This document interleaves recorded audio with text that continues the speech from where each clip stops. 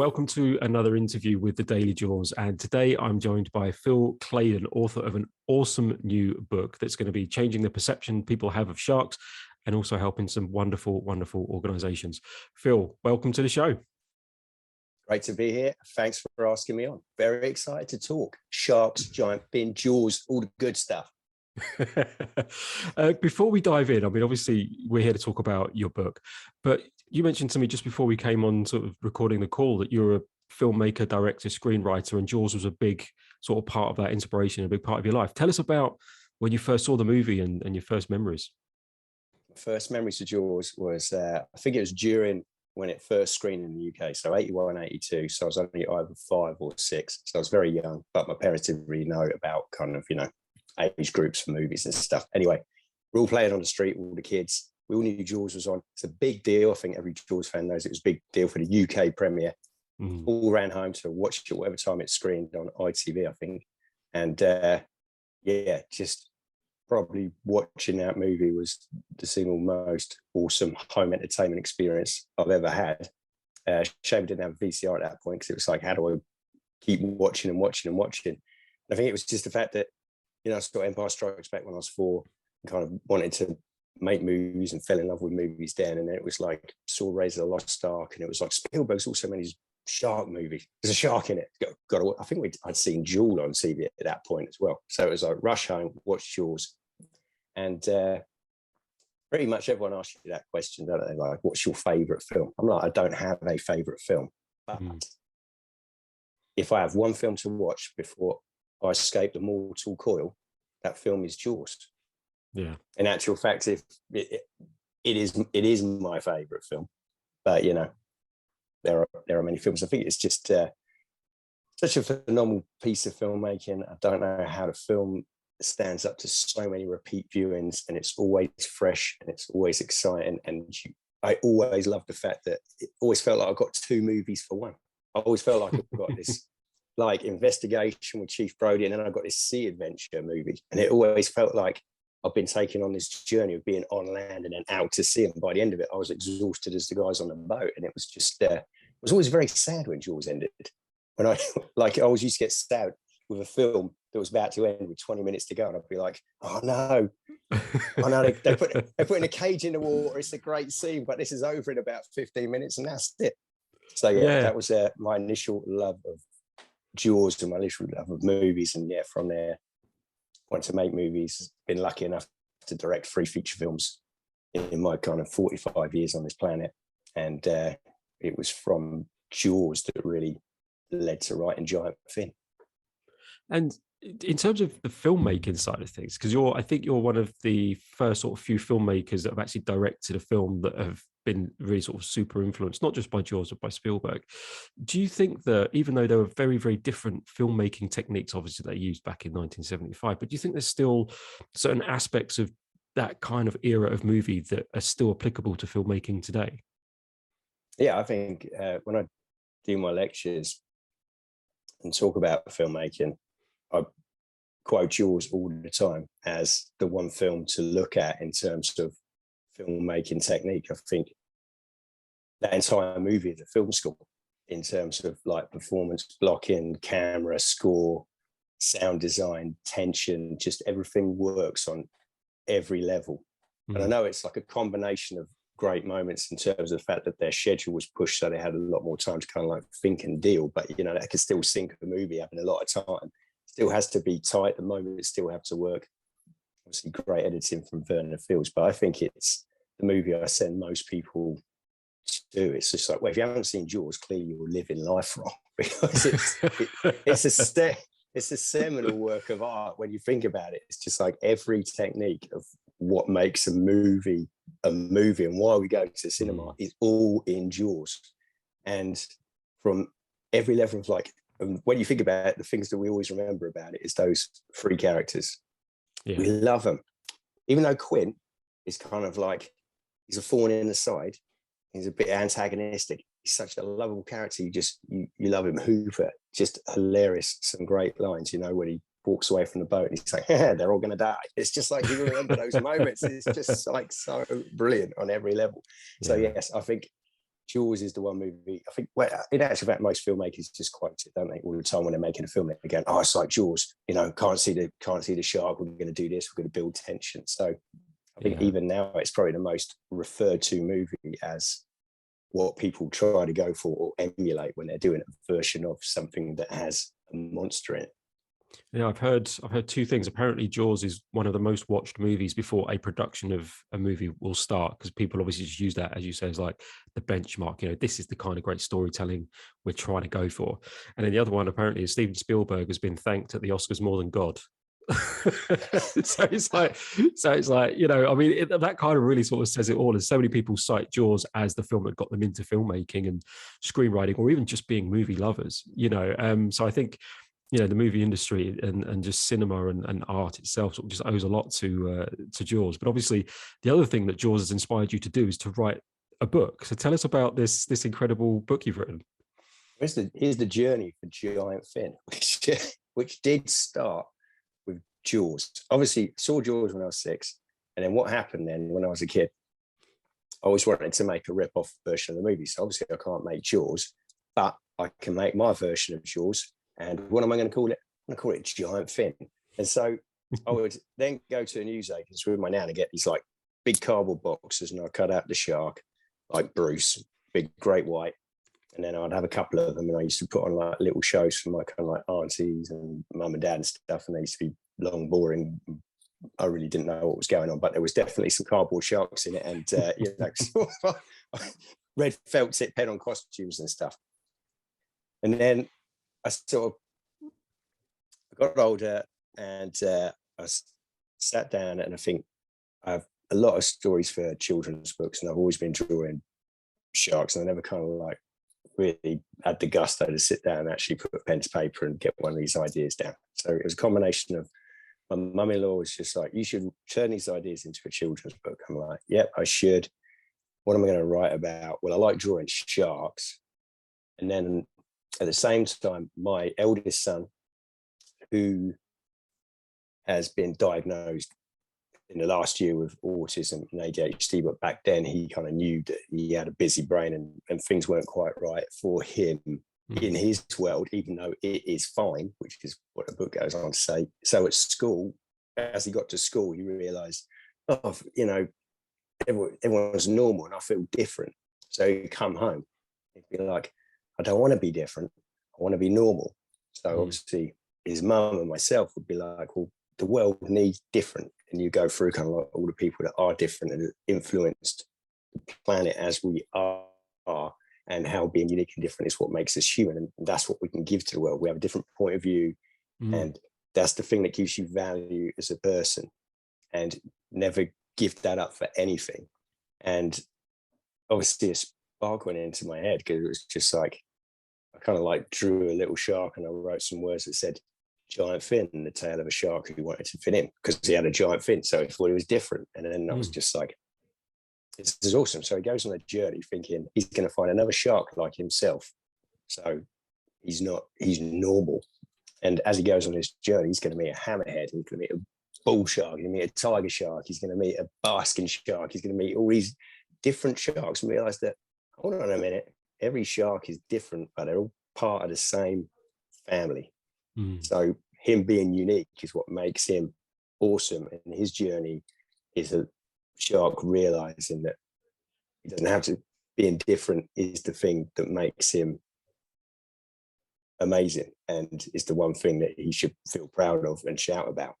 So sat down, wrote this rhyming story, and literally took a while to then just illustrate and come up with all the sharks and stuff, and then figured out the whole self-publishing of it, because that's another kind of thing you have to go with, because I don't want to spend ages not getting this message out there. I wanted the message to be reinforced, and eventually put it all together and self-published on Amazon. So that was kind of like the story of Giant Fin, how it started way back when I was 6. The character then came to fruition as a kind of document to reiterate the message we give to my son, who is named Brody after Chief Brody from Jaws. And exactly.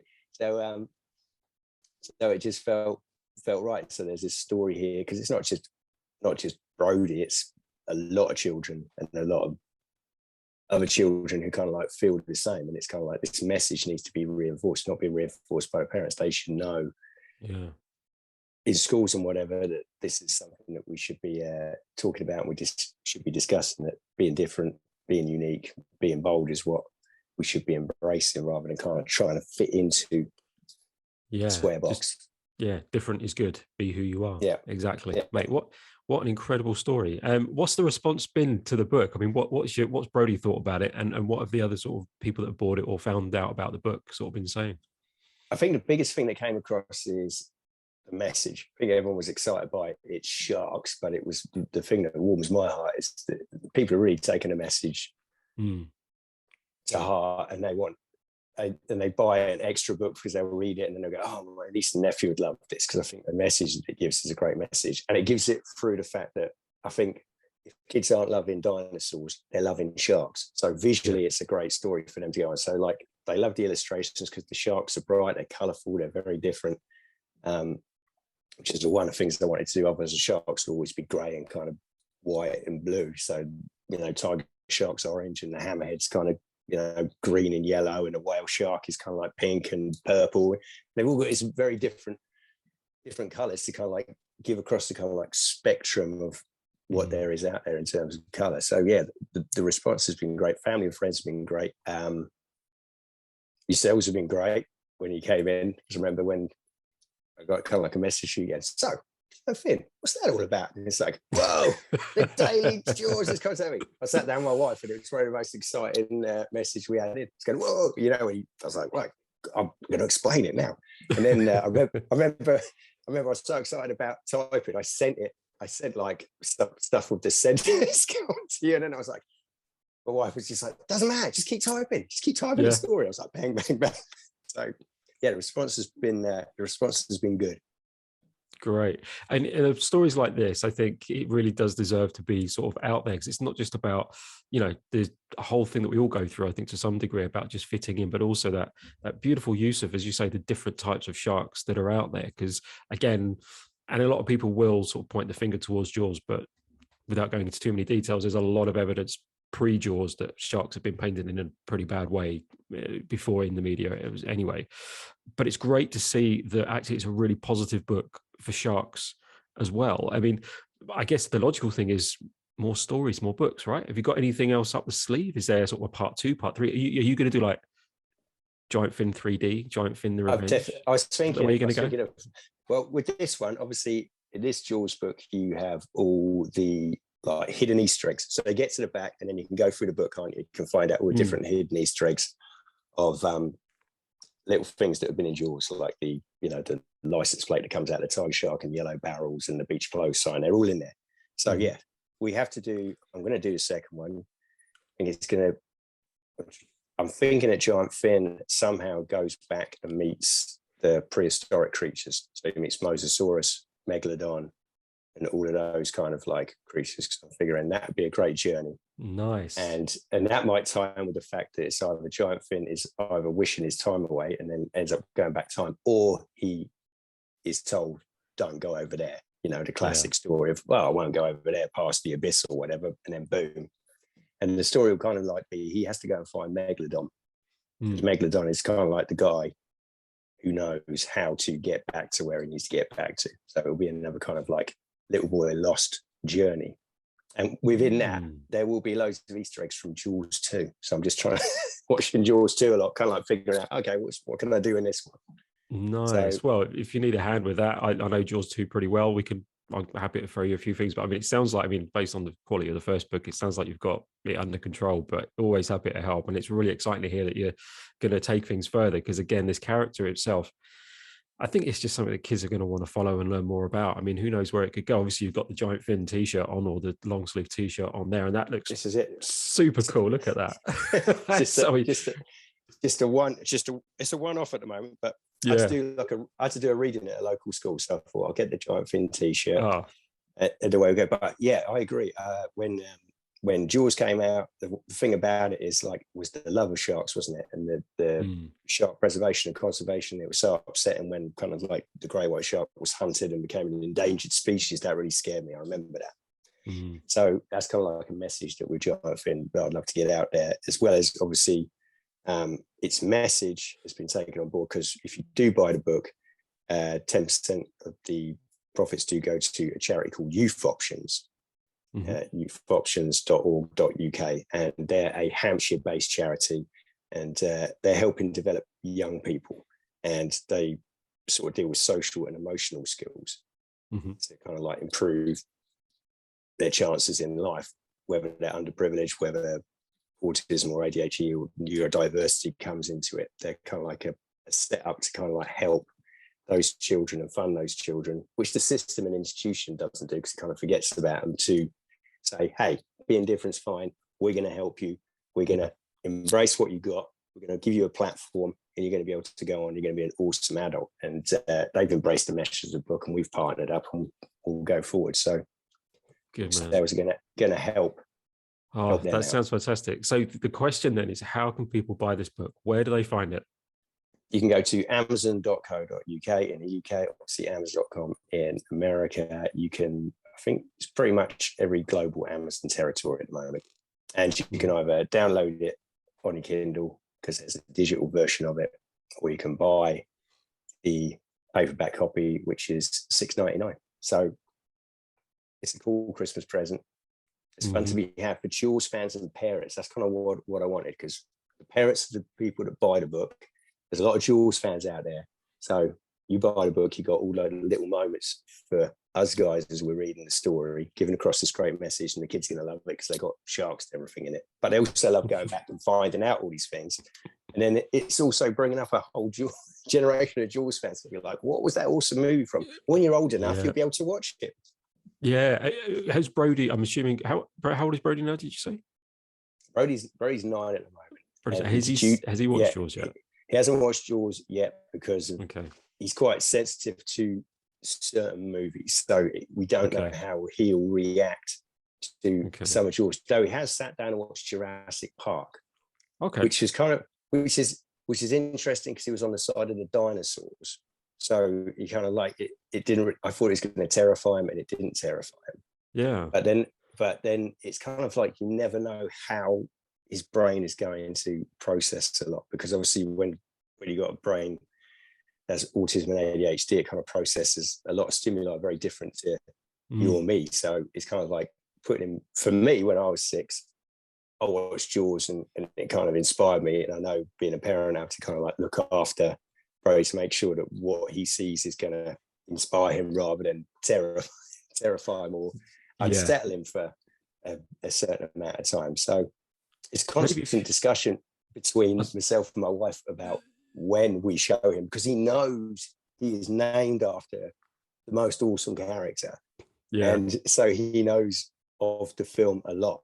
And I think he's probably just waiting for that moment where we can go, okay, I'm just wondering, maybe if you told him like Giant Fin, it's about the film is about Giant Fin's older cousin or something like that, or big brother, then maybe he would still be on the side of the shark, like he was with Jurassic Park and the dinosaurs. Exactly. He would be very upset. Maybe. Oh, yes, true. Actually, maybe not. Whoops. Okay, shut up, Ross. That doesn't make sense. No. Right, I know what you mean. Oh dear. Well, sorry. Go on, mate. I think it would just be getting him through the first attack. Because when you actually watch it back, and the older you get, it's kind of like you're more immune to it when you're young. When you get older, you go, God, the first attack of Chris is brutal. The attack on the kidnap boy, when the thing goes up and the blood sprays out of the water, brutal. And then you realise, but there's a great action adventure seafaring movie in this, which is really fun. So for me, it's just kind of like getting him past those kind of like red flag moments. And I don't know how he react. It's probably an interesting conversation I'll throw out on social media of any other diverse kids around Brody's age who watched it, how they reacted. Yeah. just it would be fascinating just to see what his reaction is, because I remember watching Yeah. Jaws. Obviously, I've watched Jaws a lot, and as I've got older, I just sit there thinking one thing: how the hell was this rated PG, and why was I allowed to watch this as a child? Because, like you say, Chrissy's attack is brutal, Yeah. but after that, as a kid, you watch that, you think, I want to see the shark, and then you Yeah. see the Kintner attack, and then obviously poor Pippet, rest in peace, Pippet. Although it's not been Yeah. confirmed whether the shark did it, but we're going to assume that he did. We always have that conversation. Yeah, did he actually kill the dog, or did this dog just wander off somewhere? Is he still just wandering around Amity Island somewhere 50 years later? Who knows? Do you ever wonder if Werner Fields just had that piece of film that someone just got of the stick, of obviously the stick just floating on the water, and they just put 1 and 2 together, and Spielberg's like, ah. You know what? I'd love to have that conversation with Spielberg. He's one of the people we're trying to sort of reach and connect with, so we can have a conversation, because that is one of the questions. Like, did Pippet die? That's the question we didn't answer. That's the only one that the Jaws community really cares about, Stephen. Yeah. It's just one of those unanswered questions. But, I mean, that's, again, one of the great things about Jaws. There's a few little open-ended things there, including, did Pippet live? But I think, yeah, if you do watch the movie with Brody, I'd love to know his reaction. Love to see what his take is on that. I'll definitely do some conversations about it. Oh, for sure. Well, Phil, thanks so much for taking some time out to talk to us today. Best of luck with the book. I mean, it's absolutely awesome. We'll pop a link in the description of the video, so people can just buy it. Appreciate it. No worries. And keep us updated with any sort of future books or anything like that. And we'll be more than happy to support you. Awesome. Thank you. Good man. All right. I need a water. So we're going to let Phil drown or cough himself to death. I've been Ross for the Daily Jaws. It's not COVID. Hang on. Well, grab a water and have a bit of that, and then we'll record an outro. Can't end it like that, mate. So, Phil, thanks so much for joining us today and telling us about this incredible book. We'll pop a link in the description so everybody can get a copy. I've been Ross for the Daily Jaws. Thanks so much for joining us. It is customary for me to leave the final word with the guest. So, Phil, anything you'd like to share or say? I'd like to say thank you to the Daily Jaws. Everyone out there, Jaws is the greatest film on planet Earth. We all know that. And Giant Fin is the greatest children's book about sharks with a fantastic message. So if you're a fan of Jaws, if you're a fan of sharks, it could be a great Christmas present. Perfect. Well, guys, that's it from Phil and myself. Farewell and adieu, and we'll drink to your legs. Drink to your legs. Hey guys, thanks so much for watching. If you'd like to know more about Jaws, please follow us on Instagram, Facebook, TikTok and Twitter. Subscribe to the YouTube channel and visit our website at thedailyjaws.com. Until next time, we drink to your legs. Farewell and adieu.